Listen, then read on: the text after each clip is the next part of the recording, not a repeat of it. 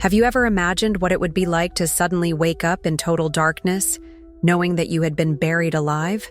I felt the air getting thinner, the earth weighing down on me, while the only thing that echoed in my mind was one question: why? Everything I knew about trust, love, friendship, everything fell apart in seconds. The moment I realized that I had been betrayed by my own husband and the person I cared about the most. I remember the flashes, his voice telling me not to scream, her hands holding me, the cold floor, the muffled sound of the earth falling above my head. Survival became my only priority. I had no time to feel pain or anger, only fear. I still didn't know that that would be the moment that would divide my life into before and after. But for you to understand how I got to this point, I need to go back to the beginning.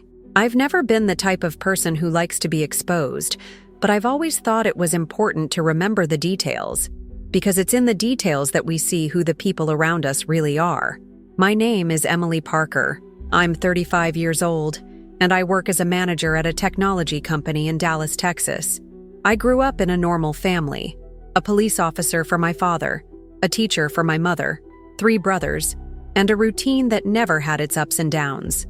I liked that stability. That's why I chose Daniel. He was reliable, a methodical guy, the kind who never forgets an appointment or changes his mind at the last minute. We met in 2010, in college. 6 months later, we were already living together, and in less than 2 years, we were married. Our marriage seemed stable, at least to everyone on the outside. There were no fights, no drama. He worked in investments and was away for long hours, but I always thought that was normal, especially for someone who wanted to make it big in the financial market. Jessica Lee had been my friend since childhood. You know that person who is always there for you in the best and worst moments? We studied together, lived together in college, and she was the one who held my hand when my mother got sick. There is no stronger bond than that.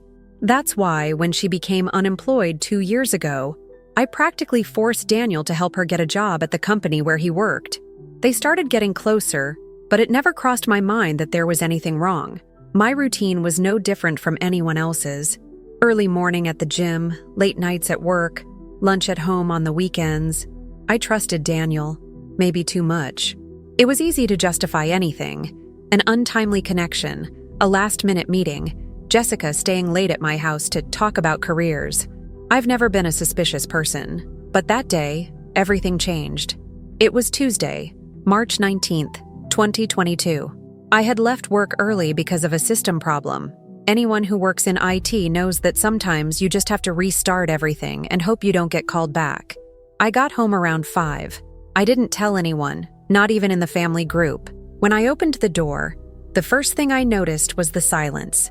No television noise, no sound of people talking. The apartment was off, only a lamp was on in the bedroom. I left my bag in the kitchen, took off my shoes, and that's when I noticed movement in the hallway. I can't explain why, but my body reacted before my head understood. I stood at the bedroom door, looking through the crack. What I saw there wasn't a scene from a movie or a soap opera, but something simple, direct, that would destroy anyone in seconds. Daniel and Jessica, together. I didn't need an explanation. There was no doubt. There was no misinterpretation. It was the kind of thing that there's no going back on. My mouth went dry immediately. I felt my hands start to sweat and my whole body tense, as if I had just received an electric shock. They didn't see me at first. I stood there trying to understand what was happening. Time seemed to have stopped. No words passed through my head, just a repetitive thought. This can't be happening to me. The floor disappeared. For real. I don't remember what I said, or if I said anything at all. I think I just pushed the door harder than I should have, because they both got scared and tried to get back up quickly, but it was too late. Jessica looked at me as if she had been caught stealing something, and Daniel could only mumble my name. There is no preparation for this kind of thing.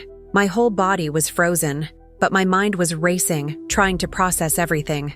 They started to justify themselves, saying it was a mistake, that they didn't know what they were doing, that it had only happened once, but none of it made sense. I looked at Daniel and thought about all the years I had trusted him.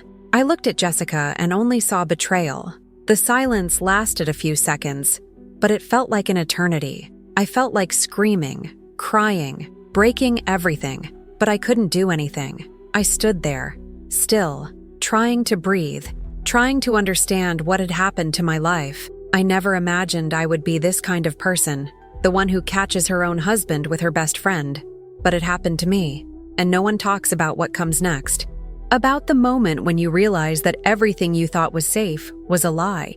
The apartment, the shared accounts, the plans, the memories, everything turned to dust at the same time. I went to the bathroom, washed my face, leaned against the cold wall, and tried to think of how to get out of there without collapsing completely. I felt such a strong chill in my stomach that I had to sit on the floor, trying to breathe slowly. It all seemed unreal, as if I were watching from the outside, but it was with me, in my own house. Jessica tried to get closer, apologized, said it was a mix-up, that she was sorry. Daniel remained standing there, as if he didn't know what to do, and I, who had always been rational, could only think, how did I not see anything before? How did I let it get to this point? The world seemed to spin off its axis. My legs were shaking, but I managed to get up. I grabbed my bag, my key, and left without looking back. I don't even know how I got to the elevator. I just remember the sound of the door closing and the feeling that, from then on, nothing would be the same again. Now, looking back, it all makes sense. The signs were there, I just didn't want to see them. Now I want to know, at that moment, in my place, what would have been your reaction? Would you have faced it, run away, or held back? Write in the comments how you think you would have reacted to this shock. I want to understand how fear or anger would have taken over you. But that was just the beginning of the nightmare. The following days were a sequence of meaningless hours. I didn't eat properly, I barely slept. I only got up to work and not have to think. Daniel tried to call me several times, sent messages, left messages at the reception. I deleted everything, blocked him everywhere. Jessica disappeared. The few friends who knew about the case avoided saying anything, just sending that, anything, I'm here. There was no right answer, no correct reaction. I tried to pretend that my life was going on, but everything around me was a reminder of what I had lost. On Sunday of that same week, it was a muggy day, which is common in Dallas at the end of March. I decided to go back to the apartment just to get some clothes and documents. I went quickly, trying to avoid any chance of running into Daniel. I arrived around 9 in the morning. The building was almost empty. When I opened the door, I smelled the coffee that someone had just made. The coffee maker was still on, and for a second, I thought I had gotten lucky, that he had left. I grabbed a suitcase, threw some clothes in, and sorted some documents in the office. I was already leaving when I heard the sound of the bedroom door opening. I didn't have time to think. Daniel appeared at the door to the hallway, his face tense, holding a cup of coffee. He was calm, too calm. He said my name, asked to talk, but his voice was cold, without any emotion. Behind him, Jessica. She didn't look at me. I felt my stomach turn. I said I just wanted to get my things and leave, that I didn't want to hear any excuses. They didn't insist, but they didn't get out of the way either. Daniel put the cup down on the table. I remember exactly the sound of the glass hitting the wood. I told them to let me through, but when I tried to cross, he grabbed my arm. I tried to get free. I said I was going to call the police, but it all happened so quickly. I felt a strong blow to my head, a dull pain, and everything went black. I didn't even have time to scream. I don't know how much time passed. When I started to wake up, all I could hear was a muffled noise, a little far away. My head was throbbing, and it was hard to breathe. I opened my eyes, but everything was dark. The smell was of damp earth, mold, and old wood. I felt my face pressed against a rough, cold surface. I tried to move my arms, but they were trapped, leaving little room to move. Only then did I realize I was inside some kind of box or coffin. I can't say how long I stayed there, half awake and half unconscious. Every time I opened my eyes, I felt the earth falling on me, tiny grains slipping through the cracks, falling on my face, in my hair. With each shovelful of earth that hit me, the muffled sound grew more distant. The air grew hotter, more humid. The smell of rotting wood was strong, and I could barely breathe. I remember trying to scream, but my voice came out low and hoarse. My hands were tied with tape, Something was squeezing my wrists. I kicked the bottom of the box, banged on the sides, but all I got was a muffled echo. The feeling of despair came over me all at once. I tried to remember what had happened, tried to organize my thoughts. Why would they do this? For money? For hate? For fear of being exposed? Every minute there felt like an eternity. I started to cry, not out of sadness, but out of pure frustration. I tried to count how long I had been there, but it was impossible to know. I felt my breath getting shorter, my chest tight, my forehead sweaty. I used all my strength trying to free myself, kicking, scraping my hands on the sides, until my nails started to break. At times, I could hear muffled voices outside as if someone was talking. I tried to scream again, banging on the door until my hand hurt, but nothing happened.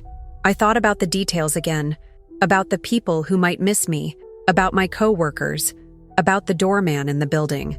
Would anyone notice? I tried not to freak out, but it was impossible to keep myself in check.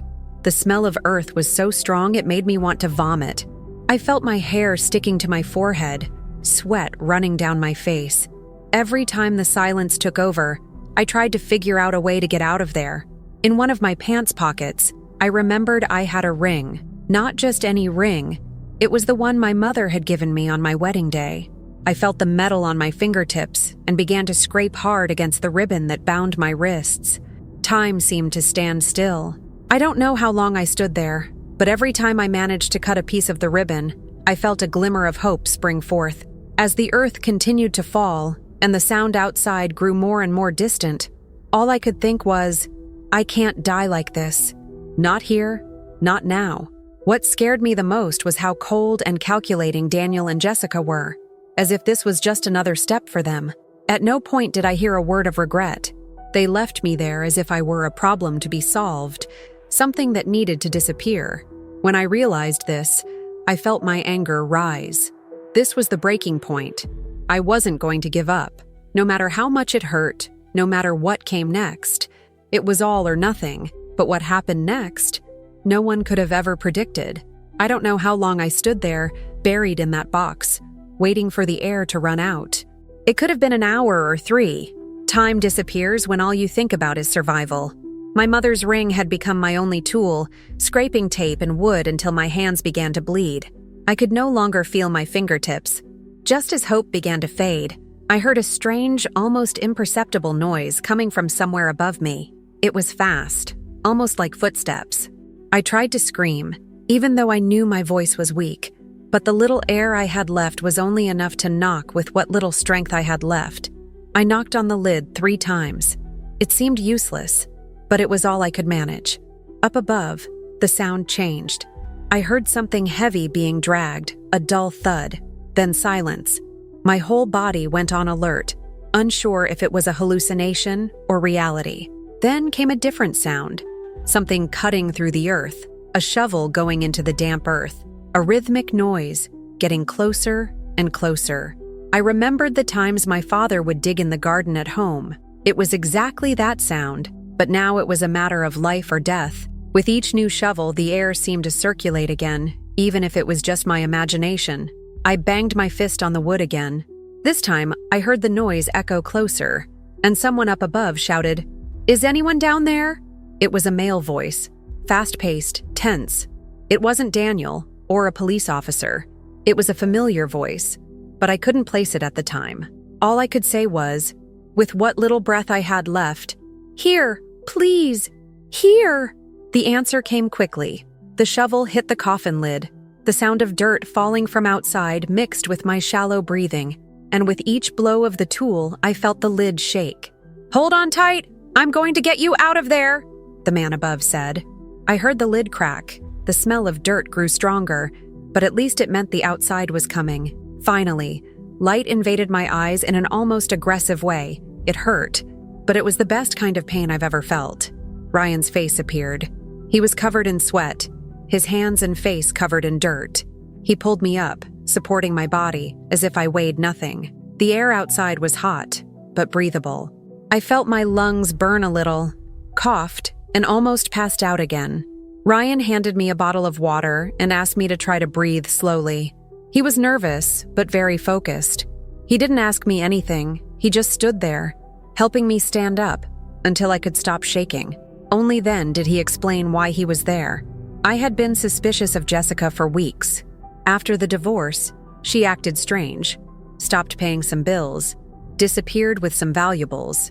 I couldn't deal with it and started following them both to understand what was going on. Ryan said he had seen Daniel and Jessica together near the vacant lot. He thought it was suspicious, parked far away, and waited in his car, watching with binoculars. He saw them carrying something large wrapped in a blanket. He waited for them to leave so as not to attract attention. When silence returned and no one else appeared, he decided to investigate. He saw the disturbed earth and heard a noise. My footsteps. He knew he didn't have much time. As I sat on the ground recovering, Ryan called the police. It wasn't long before the police cars arrived, blue lights flashing at the end of the street. The officers asked me what had happened, but my voice was cracking. They began collecting evidence, taking pictures of the hole, picking up the box, grabbing the sheet, asking Ryan rapid-fire questions. It all seemed to happen at warp speed, but at the same time my head was spinning slowly, processing the idea of being alive. One of the paramedics covered me with a heating blanket, applied portable oxygen, and took my blood pressure. I was loaded into the ambulance, but Ryan stayed by my side, speaking softly, trying to keep me awake. He kept saying, "You're safe now. No one's going to hurt you again." On the way to the hospital, I thought about all the things that could have gone wrong. If he'd left sooner, if he hadn't heard my heartbeat, if he'd given up looking. This wasn't luck. It was an improbable sequence of small choices, details that decided the difference between life and death. As the sirens wailed through the night, I knew my life would never go back to the way it was. Daniel and Jessica were out there somewhere in the city, but for the first time since the beginning, I was no longer buried. I took a deep breath, feeling the oxygen enter my nose, and the only thing I could think was, I had a second chance, and this time, no one was going to silence me. But that was just the beginning of the reckoning. The ambulance hadn't even arrived at the hospital when Ryan started talking. I think he needed to get it off his chest as much as I needed to understand what was happening. I was sitting there, covered with that thermal blanket, still trying to warm my hands and feeling lightheaded from the amount of questions. The paramedic advised me not to force my voice, but it was impossible not to ask. "Why were you there? How did you know it was her?" Ryan took a deep breath before answering, as if choosing each word. He looked into my eyes for a few seconds before telling me, "Jessica and I were married for 3 years. She was completely different from what I had imagined, at least at first. In the second year, little things started going missing around the house. A watch, then some money from our joint account. Then my laptop disappeared one night when she swore someone had broken into the house. At the time, I thought I was being paranoid." The nurse told him to keep his voice down, but Ryan just kept going. He said that after a fight, he found fake documents and a cell phone hidden in a drawer that she swore she would never use. Her name was all over it. Jessica Lee, Jessica King, Jess Matthews. I only found out I had been scammed when I tried to cancel a credit card and realized she had opened an account using my details. And that was just the beginning. His voice was a mixture of anger and shame. When I tried to confront her, she disappeared from the house. She left me a note saying I would never prove anything. A few days later, my car was almost sabotaged. I took it to the garage and the mechanic said they had fixed the brakes, something that was done well, professionally, and not a factory defect. I knew it was her, but I could never find any evidence that the police would accept. All I could do was watch and hope I wasn't the next one on the list. As Ryan continued to talk, my stomach turned. Jessica had been my friend since college, always charismatic, always finding a way to get close to influential people and protect her friends. Now, putting it all together, I started to remember moments that had gone unnoticed. The way she manipulated conversations, how she always had an excuse for everything, how no one could ever say no to her. I didn't want to believe that this person, who I called my sister, was capable of doing what Ryan was saying, but it all fit together in a sickening way. Ryan explained how careful Jessica was. He said she always created a story to justify any suspicions, that it was impossible to catch her off guard.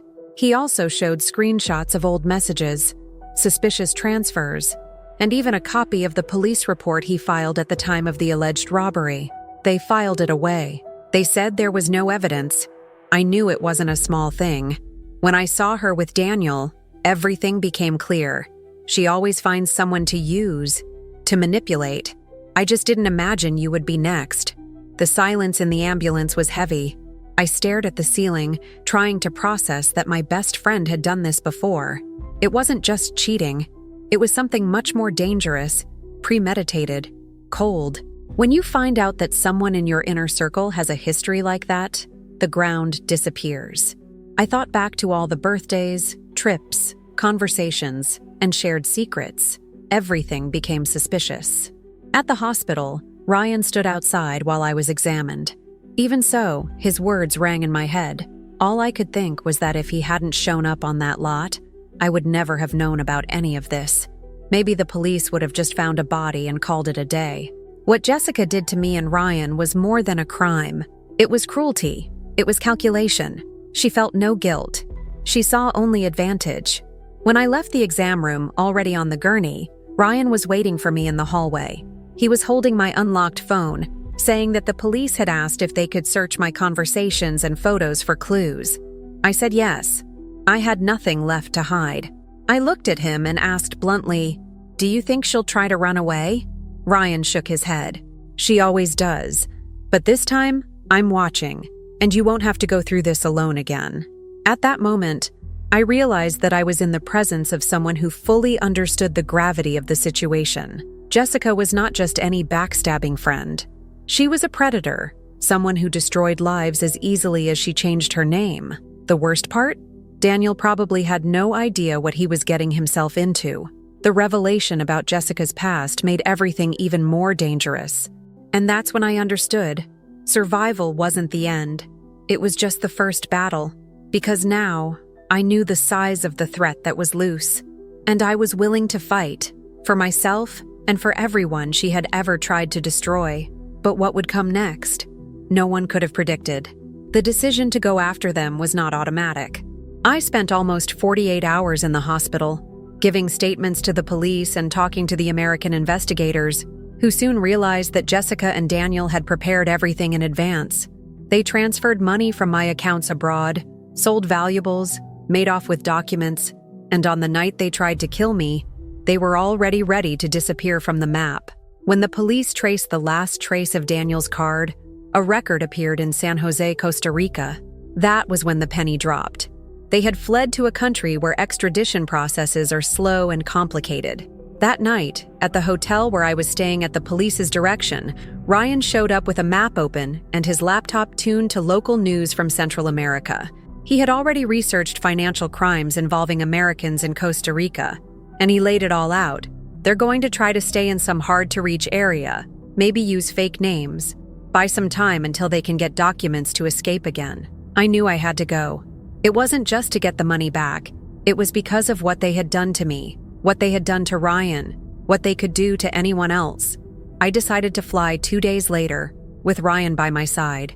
The local police accompanied us to the airport, and the detective in charge of the case kept our contact details.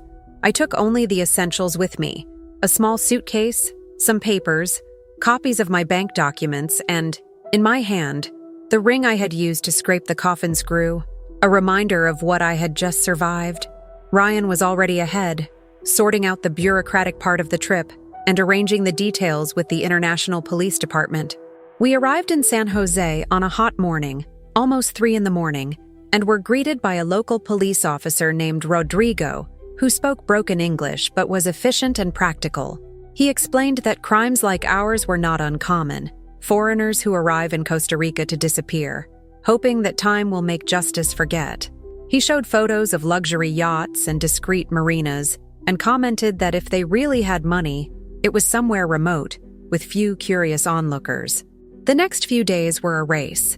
Rodrigo took us to the Punta Arenas region, where private marinas discreetly welcomed foreigners. He showed us the records of boat arrivals, and Ryan, using an online network of contacts, was able to identify a yacht rented in the name of David King, one of the aliases Daniel had used in the past. It was an expensive vessel, with 2 decks, sleeping 8 people, and a history of routes without a defined pattern. The Costa Rican police authorized discreet surveillance, and we alternated between cheap hotels and beachfront restaurants, always on the lookout for any strange movements. At night, I barely slept. I spent hours looking at old photos of Jessica, trying to figure out where she had gotten lost. What motivated me to keep going was the certainty that she wasn't going to stop. Ryan didn't relax either. He wrote down license plates and checked conversations in WhatsApp and Telegram groups linked to the American expat community. When they finally traced a purchase made on Daniel's international card in Jaco, the adrenaline returned. We went to Jaco with Rodrigo and 2 other police officers. There, they identified the yacht anchored in a remote cove. Rodrigo explained that, by that point, the couple must have known they were being hunted.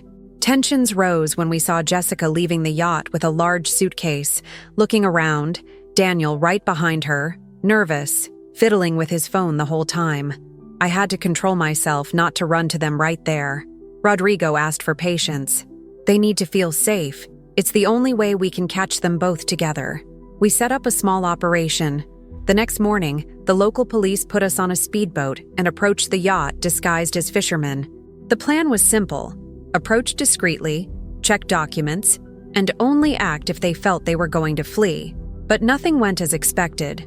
As the boat approached, Daniel noticed the movement and ran to the radio. Jessica, now cooler, was already opening an emergency hatch. The atmosphere heated up in seconds. Ryan shouted her name, trying to distract her, and all I could think about was the risk of losing sight of them. The confusion increased when Jessica jumped into the sea with her suitcase, while Daniel tried to start the yacht's engine.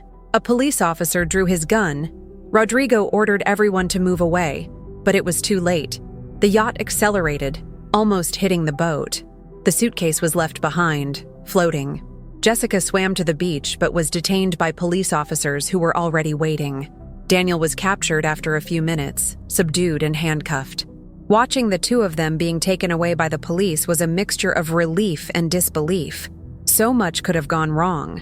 When I got the suitcase back, there was money, false documents, and belongings of mine inside, each one a reminder of what I had lost, but also of the strength I had discovered I had. That international hunt had not only recovered part of what had been stolen from me, but had shown that this time, I would not be the one to disappear without a trace. I thought the worst was over. I was wrong. The sea was calm that morning, but no one there was under any illusions. The weather was changing quickly on the Pacific coast, and as the Costa Rican police prepared their final assault, Rodrigo warned, "Today is not a day for leisure. Everyone be careful. They will try to escape." The information that Daniel and Jessica were planning to set sail from Punta Arenas on the yacht was confirmed by a local source. They knew that arrest was only a matter of time, so they decided to risk everything in one last escape, heading for the maritime border, where the jurisdiction of the local police would end and, with luck, they would be able to make it to international waters. Ryan, Rodrigo, and I boarded a speedboat, accompanied by 2 armed police officers.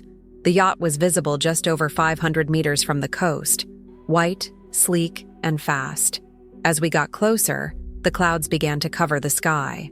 Rodrigo whispered, "They're going to try everything now." When the first siren sounded, Daniel revved the engine to full throttle. The sea began to get rougher, and the chase began in earnest. The distance between us was decreasing, and with each wave that hit the boat, my hand tightened on the side railing, as if it were possible to control the speed with the power of thought alone. Ryan watched in silence, listening to the police radio, which was reporting details of the route. Jessica appeared at the stern of the yacht, signaling to Daniel as she nervously fumbled with one of the compartments. It was obvious they were no longer on the same page. She was shouting instructions, and he seemed to ignore her, focused only on keeping the yacht moving forward. The storm arrived suddenly, high waves and winds cutting through the water, as if the entire sea wanted to prevent their escape. Daniel steered the yacht closer to the rocks, perhaps trying to avoid them, perhaps just desperately.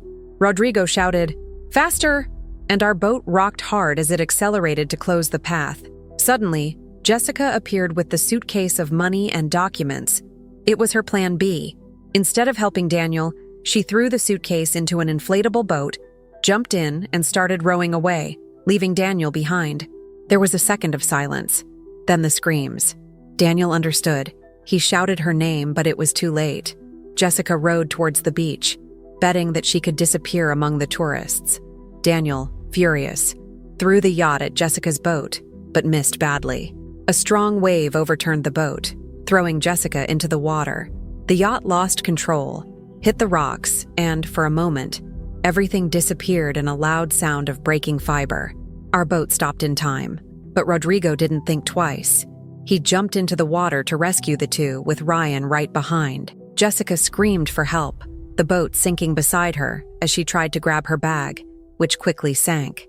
Daniel was trying to stay afloat by holding on to the side of the damaged yacht. Police officers on the beach were already waiting, and when we managed to bring Jessica to land, she tried to explain that she was a victim, that Daniel had forced her. Daniel, completely out of breath, began accusing Jessica of everything, from the crime with me, the previous robberies, even an alleged plan to kill him and run away alone.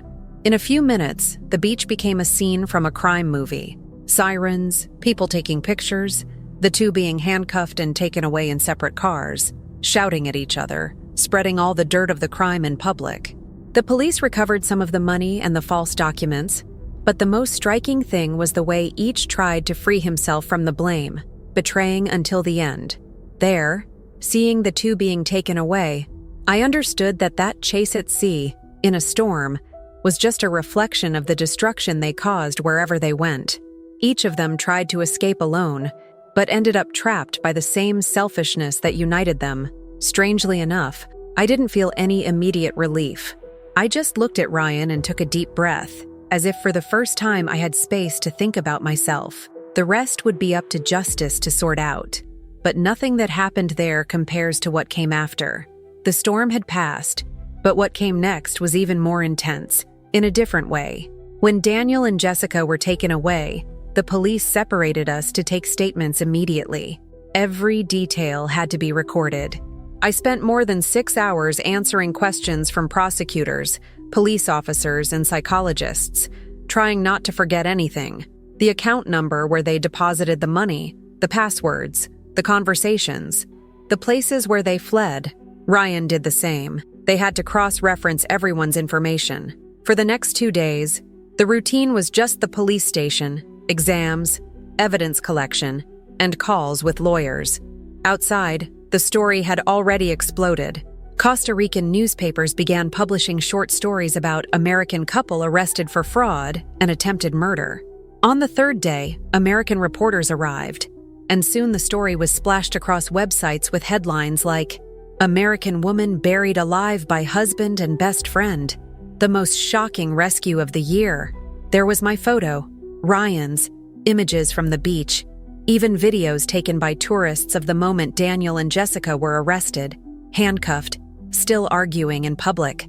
The trial started quickly because the prosecution already had everything: the digital evidence, the security footage from the hotel where Daniel and Jessica stayed, the audio from the police radio, my testimony, and Ryan's. Daniel decided to speak right away. Without a shred of remorse, he tried to explain that he didn't want to kill me, that everything got out of control. But halfway through his testimony, he broke down. He confessed not only to what he did to me, but also to the robbery, the escape, and other scams he had committed against small businesses in the U.S. Jessica tried to deny everything. She said she was manipulated by Daniel, that she was in a panic, that she never planned my death. But prosecutors already had statements from other victims, and Ryan also handed over audio and emails from years ago, in which Jessica planned to flee with the money and talked about eliminating me if necessary. Her face showed nothing but anger and contempt, but inside she knew she had lost. In the courtroom, I sat across from them. I could feel my palms sweating as the judge asked me to tell her everything out loud. I didn't hold anything back. I told her where it all began, what it was like to wake up in the coffin, the smell of the earth, the feeling that I wouldn't get out. I showed her the ring, which I kept with me the whole time, and told her how I used it to scrape the wood until someone heard me. I told her about the pain, the anger, and the fear, and how Ryan showed up, a stranger at the most unlikely time, and gave me another chance. When I finished, I noticed that the room was full. Reporters, lawyers, victims of other scams, police officers. People were crying. A defense attorney tried to catch me off guard, asking if I had any reason to lie or exaggerate.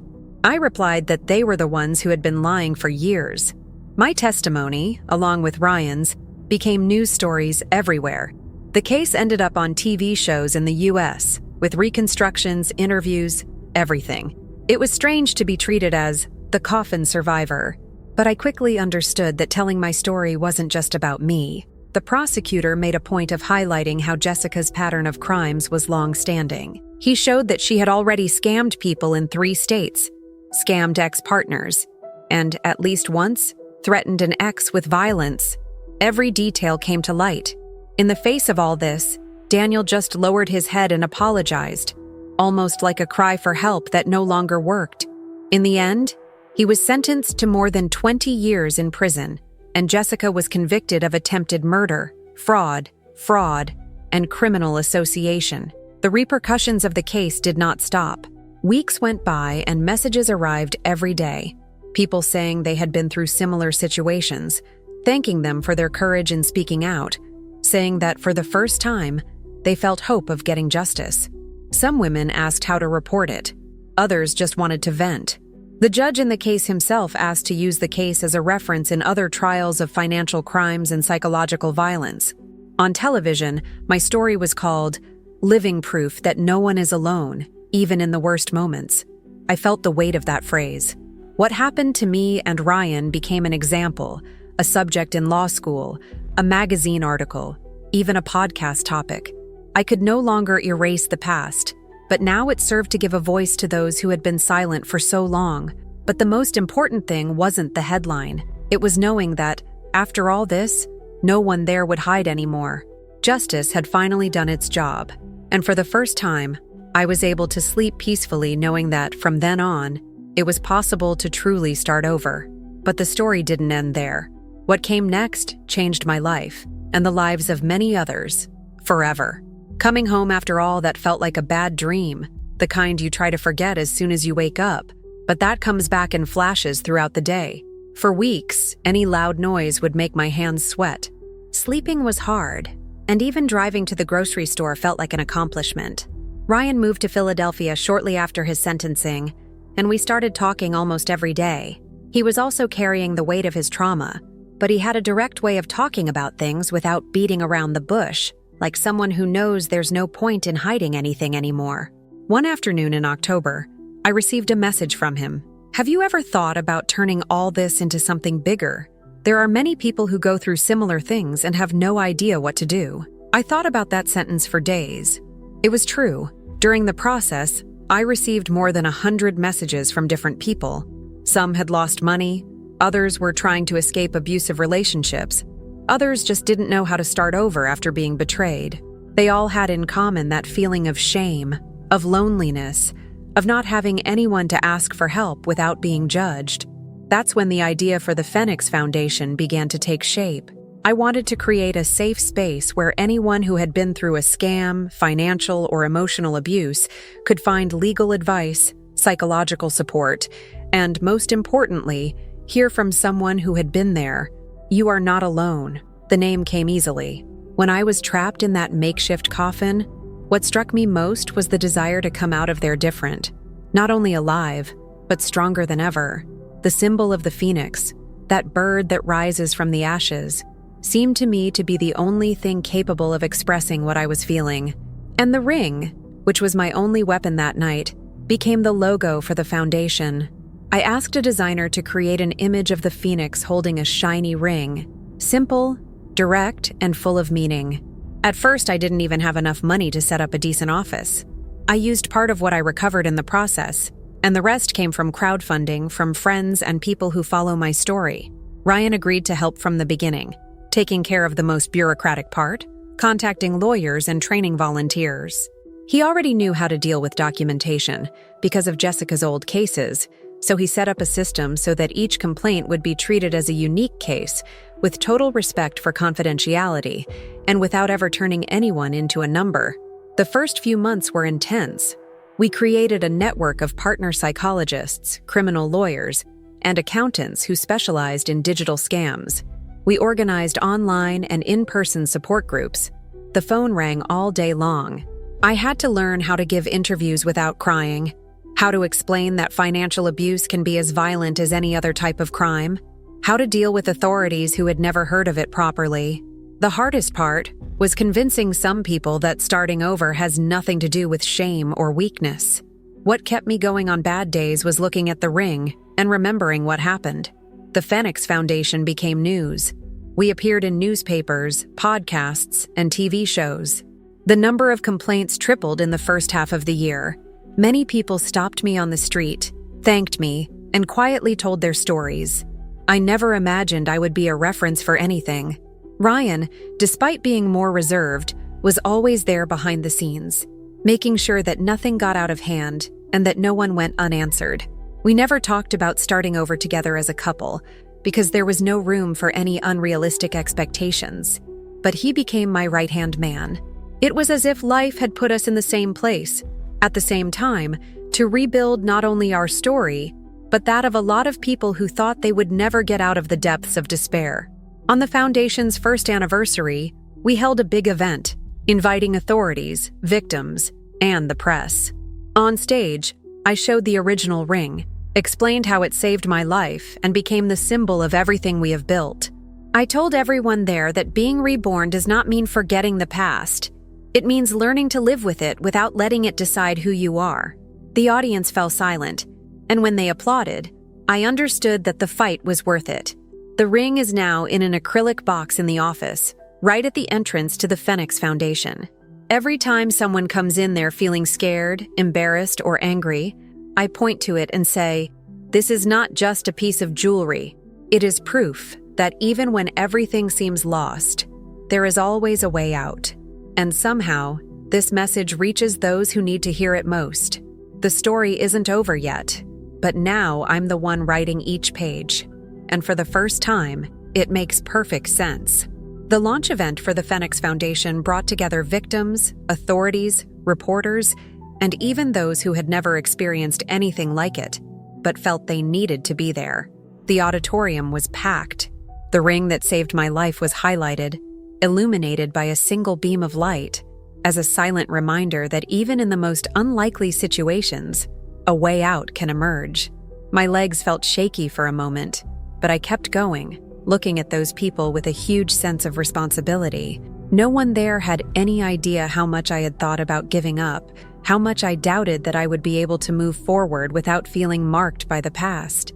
When the time came to speak, I set aside any rehearsed script.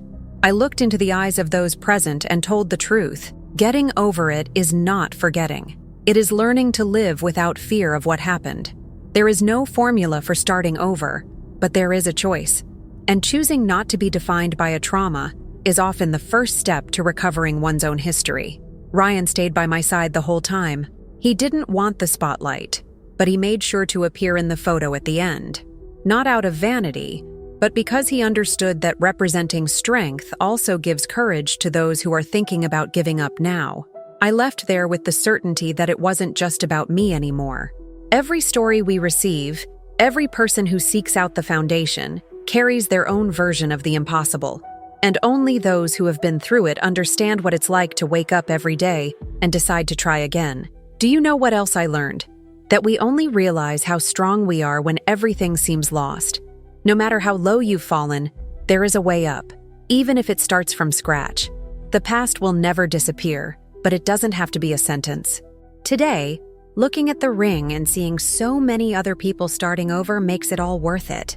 Not because of the tragedy itself, but because of the certainty that survivors are not born ready. They are ordinary people who decide not to give up, even when no one else believes in them. Now tell me, would you have been able to start over from scratch? Tell me in the comments what went through your mind during this story. I want to know what you would have done. Each story here could be the beginning of someone's turnaround. I know this story touched you because it speaks to our deepest instinct, to survive. Stories like this show that no one needs to go through the impossible in silence. You are already part of this story just by being here. Subscribe to the channel, share and help spread stories that transform. Every like, Every subscription, every comment makes this message reach where it needs to. The next video is now live.